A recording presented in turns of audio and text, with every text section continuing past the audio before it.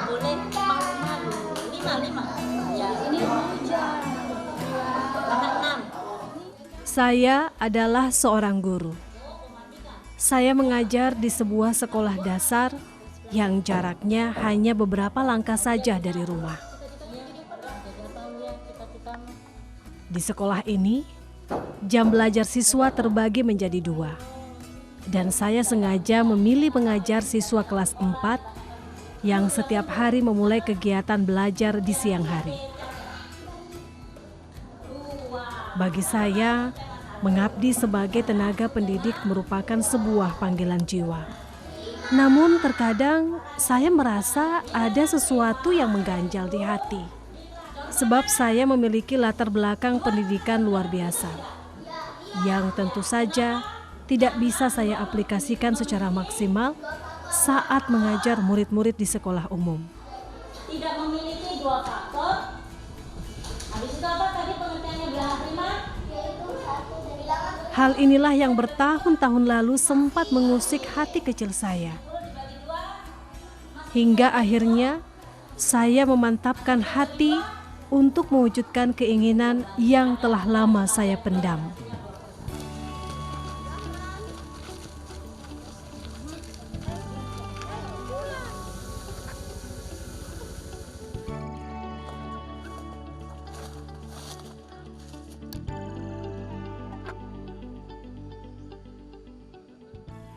Menjalankan fitrah sebagai seorang wanita yang memiliki tanggung jawab untuk mengurus keluarga tentu tidak pernah saya abaikan.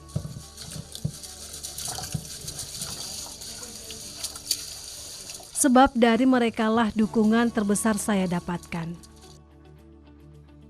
Sudah sejak lama saya dan suami berniat ingin mengaplikasikan ilmu kami dengan mendirikan sebuah sekolah. Tentu saja sekolah yang kami maksud adalah sekolah yang diperuntukkan bagi anak-anak istimewa yang tidak bisa menempuh pendidikan formal di sekolah umum karena keterbatasan yang mereka miliki. Hingga akhirnya keinginan tersebut bisa terwujud berkat usaha yang tidak bisa dibilang mudah. Kalau sekolah di sana SLB bagaimana? Oh iya, kan kebetulan kemarin kita pertama masuk sekolah, saya kasih rapat guru-guru. Saya tanya setiap guru-guru apa kendalanya kamu orang ngajar murid-murid. Habis itu apa kekurangannya Bu Nurnia, apa yang perlu diadakan untuk rencana ke depan triwulan 1. Nah, sudah saya catat semua. Sudah menjadi sebuah rutinitas. Di waktu-waktu luang, saya kerap berbagi cerita dengan suami tentang berbagai hal, terutama jika menyangkut anak-anak istimewa saya di Kusuma Bangsa.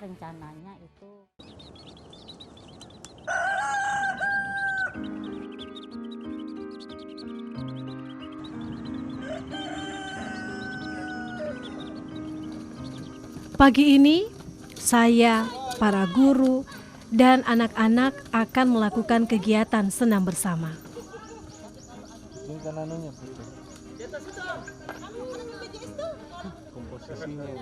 Kami bahkan mengajak masyarakat sekitar sekolah untuk ikut senam bersama.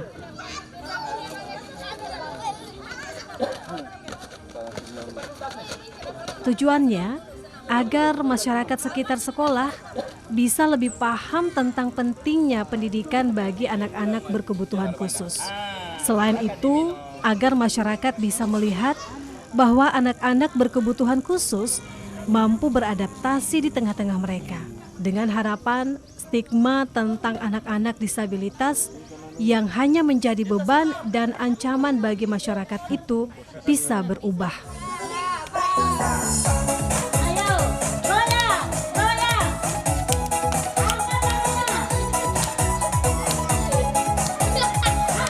Anak-anak berkebutuhan khusus umumnya memiliki emosi serta energi yang tidak sama dengan anak-anak pada umumnya, sehingga mereka membutuhkan aktivitas seperti berolahraga serta bermain di luar ruangan.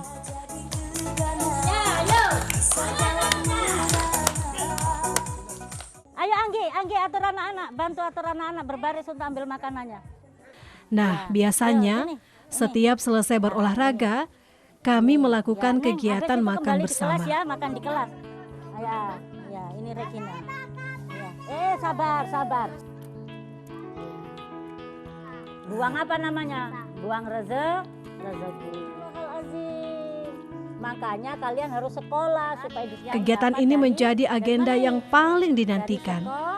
Dan bagi saya pribadi, momen ketika menyaksikan mereka tertawa bahagia adalah sesuatu yang sangat berarti. Karena itulah saya mengagendakan kegiatan ini sekali dalam seminggu.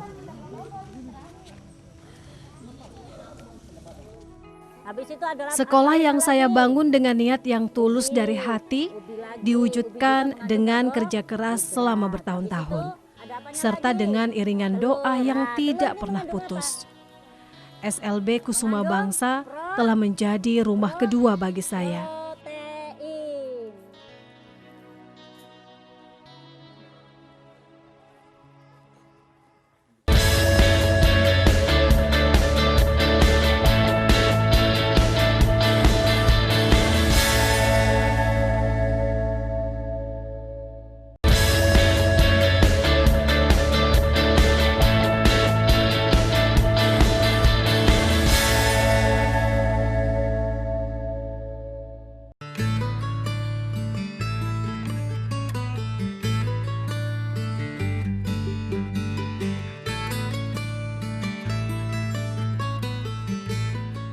Assalamualaikum. Bagaimana kabarnya David? Assalamualaikum. Bagaimana kabarnya? Baik-baik? Sehat-sehat? Belajar apa ini? Baba. Bagaimana? Kakak-kakakku. Oh, kakak-kakak. Bagaimana menulis kakak-kakak? Edi. Ya. Kayak Edi. Oh, iya. SLB Kusuma Bangsa menjadi salah satu pencapaian terbesar dalam hidup saya. Terdorong oleh rasa prihatin terhadap anak-anak penyandang disabilitas di sekitar tempat tinggal saya. Kemudian memutuskan untuk mengajar mereka di rumah. Menjadikan rumah sendiri sebagai tempat untuk belajar. Meski hanya dengan 5 orang murid, sungguh membatasi ruang gerak kami. Belajar apa ini? Belajar huruf. Membaca. Saya diajarkan membaca. Ini apa ini? Ini apa ini? Ini apa ini? Pintar. Apa ini? Ini. Apa tadi? B. Apalagi dengan anak-anak berkebutuhan khusus yang jauh lebih aktif dibandingkan dengan anak-anak pada umumnya.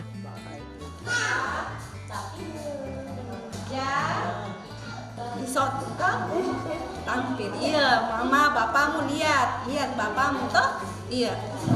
Kalau kamu sudah pintar. Saya pun berniat untuk mengembangkan sekolah ini. Awalnya kita mengadakan di rumah. Saya meminjam rumah teman dan kami juga sempat mengajukan izin di dinas kota.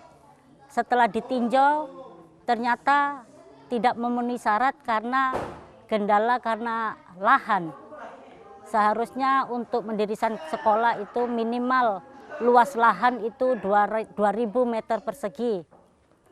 Di situ kami berpikir bagaimana cara kami untuk mendapatkan lahan yang seluas itu agar anak-anak ini dapat bisa kami tampung untuk belajar. Di tahun 2017, suami saya akhirnya bisa memiliki lahan yang cukup untuk mendirikan sekolah dan kemudian mendapatkan izin dari pemerintah. Saya kemudian mengajak beberapa rekan guru berstatus honorer di SD tempat saya mengajar untuk membantu saya sebagai tenaga pengajar di sekolah yang saya dirikan. Saya sambung juga begini. Selama puluhan berarti yang ditulis satu simpan puluh. Tidak banyak yang bisa saya janjikan kepada mereka. Saya hanya menjanjikan sebuah pengalaman hidup berharga yang bisa mereka rasakan saat memutuskan untuk membantu saya mengajar dan membimbing anak-anak berkebutuhan khusus. Sekarang ini huruf apa? Iya, K. Awalnya saya mengajak teman-teman untuk bergabung bersama saya karena mereka juga memiliki rasa keikhlasan yang mereka miliki. Karena dari awal saya sudah sampaikan kepada teman-teman, kalau kalian mau bergabung sama saya untuk mendidik ini anak-anak yang berkebutuhan khusus, jangan kalian bertanya mau digaji berapa. Yang penting kalian ikhlas, insya Allah rezeki akan mengikut dengan kalian.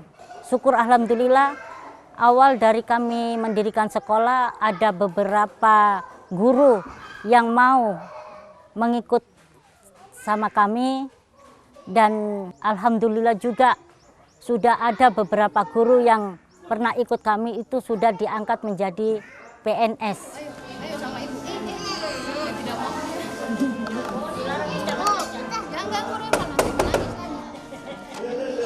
Ya, dukanya karena saya berhadapan dengan anak autis. Itu yang kalau kita ingin bilang suruh mau menulis, dia tidak mau menulis. Dia hanya mau membanting, mau memukul. Jadi tidak sesuai, jadi sesuai keinginannya saja apa yang mau diajar. Jadi kita ikuti saja.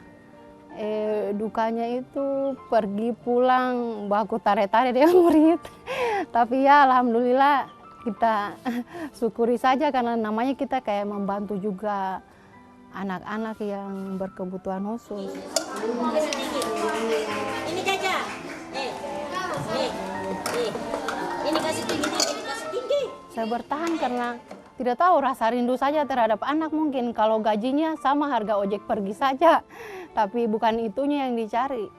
Hanya kita karena tidak tahu itu berhadapan dengan murid itu, kalau kita sudah libur, kita ingat dia mau ke sekolah. Kita sudah kayak menyatu dengan hatinya kita itu anak itu. Jadi bertahan bukan karena materinya. Kita hanya tidak tahu karena kasih sayang mungkin, rasa ingin, pokoknya rasa rindu ingin lihat itu murid lagi. Belum bagus ini, belum bagus.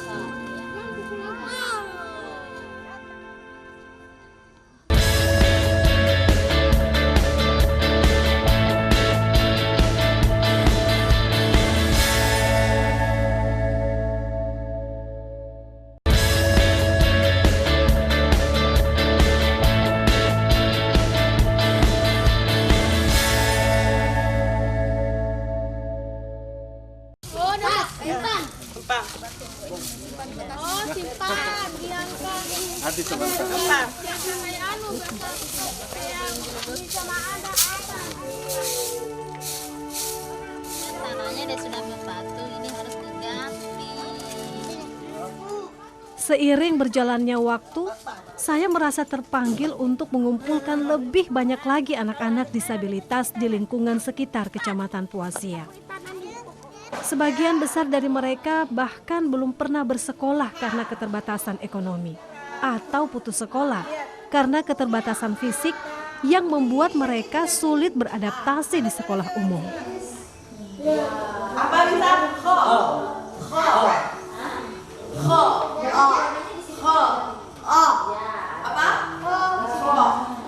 Mereka inilah yang kemudian menjadi anak-anak didik saya di Kusuma Bangsa.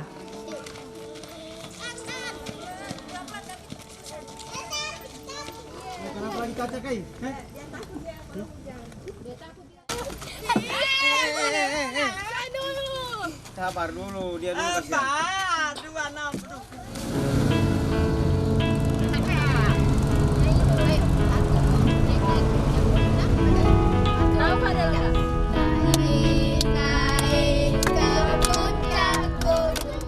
Saya bahkan berinisiatif untuk menyediakan kendaraan antar jemput untuk mereka. Bahkan segala perlengkapan sekolah sudah disediakan untuk mereka.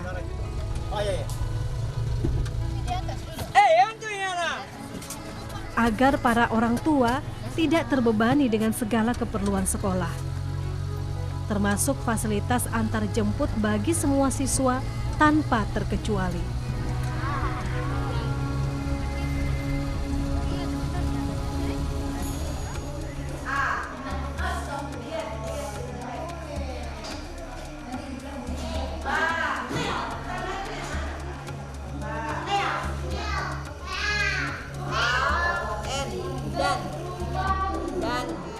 Saat ini hanya tersisa 6 guru yang berbagi tugas membimbing puluhan siswa. Mereka dibagi menjadi beberapa kelompok sesuai dengan usia dan klasifikasi disabilitasnya. Masing-masing memiliki pengajar yang menyampaikan materi pembelajaran dengan cara yang berbeda-beda. Saya pun terkadang turut serta mengajar mereka. Kalau dilihat umur, David ini sudah termasuk golongan kelas 4. Kelas 4 dan David bisa belajar tentang sains, IPA. Kayak mengenal tumbuhan, hewan, manusia, itu dia dapat memahami. Beberapa di antaranya bahkan memiliki kecerdasan yang mengagumkan. Hanya saja memang kebutuhan pendekatan emosional serta metode belajar yang tidak monoton agar anak-anak ini bisa memahami dengan mudah. Metamorfosis itu dibagi menjadi berapa tadi Yusnin waktu dibaca? 2, yaitu metamorfosis sempurna dan metamorfosis tidak sempurna.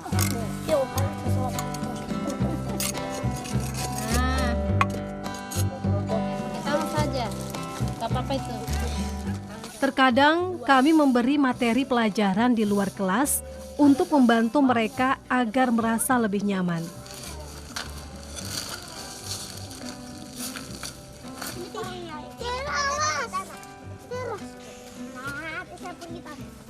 Tidak terlalu sulit memberikan materi kepada anak-anak penyandang tunadaksa atau tunarungu. Sebab mereka lebih cepat mengerti, apalagi dengan penggunaan alat peraga seperti tumbuh-tumbuhan. Bagian-bagian tumbuhan itu ada apanya? Mana itu yang disebut akar? Yusnin, mana itu akar Yusnin? Ya, itu akar. Habis itu apanya lagi? Untuk ekstrakurikulernya yaitu kepramukaan.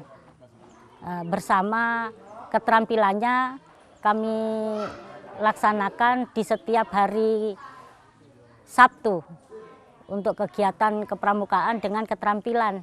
Keterampilannya kita belajar menganyam, belajar juga membuat kerajinan-kerajinan tangan yang bisa kita tampilkan di kelas, di ruang-ruangan keterampilan yang sudah kami sediakan.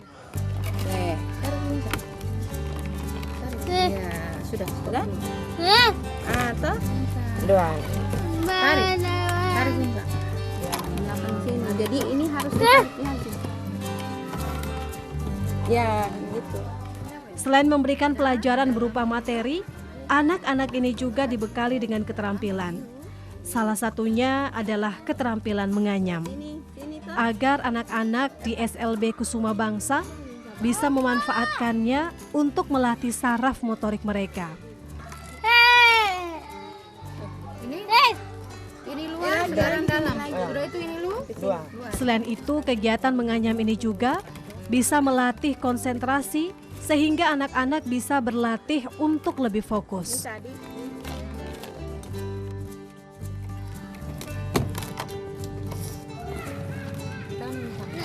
Kita lipat nih setelah ini lipat saja.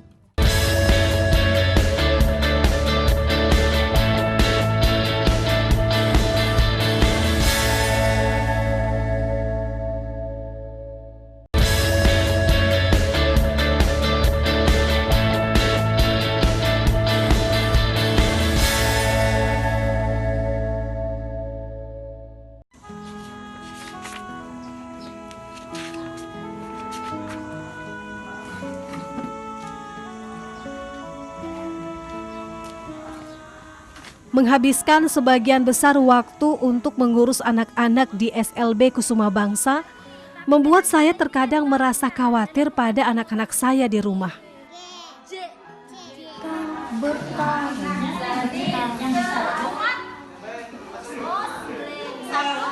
Namun kekhawatiran saya justru ditepis dengan segala bentuk dukungan yang diberikan oleh anak-anak saya. Belum pintar menulis, jangan pakai bolpen. Ini Bu Guru bawakan pensil tadi. Nah, ini punyanya siapa ini?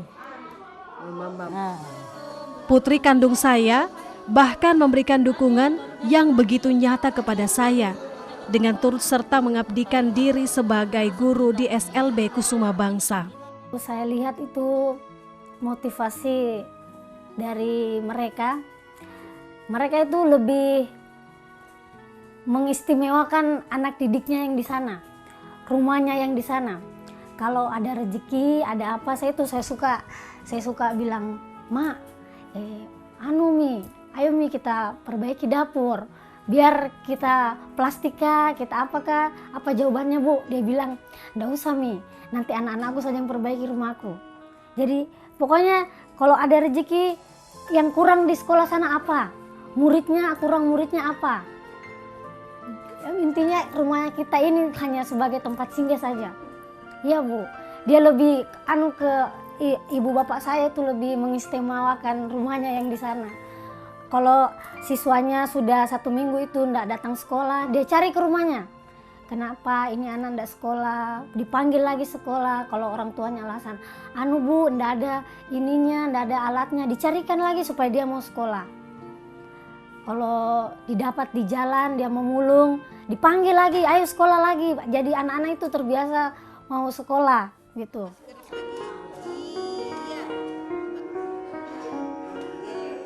Perjalanan saya membangun SLB Kusuma Bangsa belum berhenti sampai di sini saja, dan masih akan terus berlanjut selama saya masih hidup.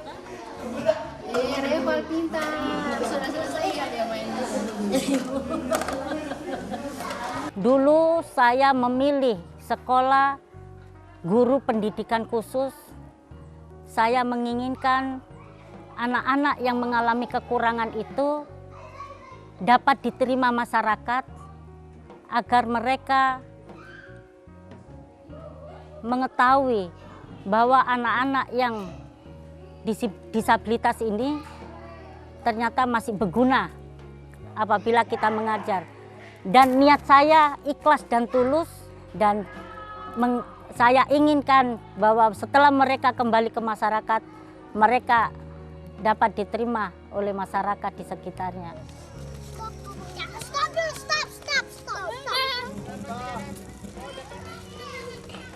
Setiap anak terlahir atas kehendak Sang Pencipta.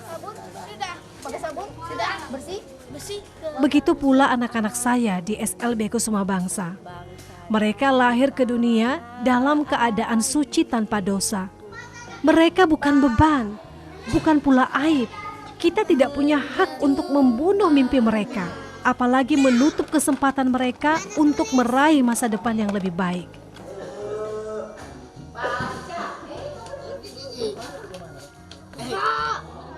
Saya percaya anak-anak terlahir di dunia ini untuk disayangi. Mereka hanya butuh dicintai dan diterima, bagaimanapun kondisi mereka.